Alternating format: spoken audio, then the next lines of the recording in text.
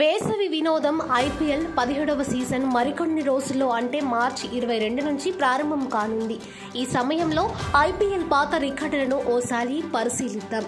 ఈ రోజు మనం ఐపీఎల్ చరిత్రలోని అత్యధిక వైడ్లు వేసిన బౌలర్ ఎవరో ఒకసారి చూద్దాం. ఐపీఎల్లో అత్యధిక వైడ్లు బౌలింగ్ చేసిన ఆటగాళ్ల జాబితాలో ప్రవీణ్ కుమార్ 5వ స్థానంలో ఉన్నాడు. ఈ టీమిండియా మాజీ ఆటగాడు ఐపీఎల్లో చాలా జట్లకు ఆడాడు. అతని ఐపీఎల్ కెరీర్లో మొత్తం 112 వైడ్ బాల్స్ చేశాడు. 4వ స్థానంలో ఉన్న బౌలర్ భువనేశ్వర్ కుమార్. ఐపీఎల్లో వివిధ జట్లకు ఆడిన భువి సన్ రైజర్స్ హైదరాబాద్ తరపున అత్యధిక సంవత్సరాలు ఆడాడు.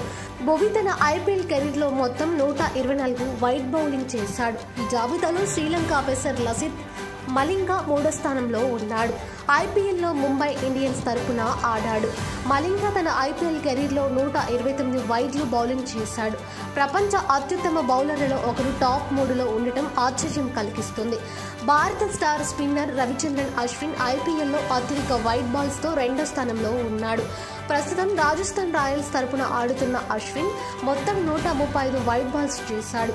కరేబియన్ మాజీ మీడియం పేసర్ డ్వేన్ బ్రావో ఈ లిస్టులో అగ్రస్థానంలో ఉన్నాడు. అతను తన ఐపీఎల్ కెరీర్లో ఎక్కువ భాగం చెన్నై సూపర్ కింగ్స్ తరపున ఆడాడు.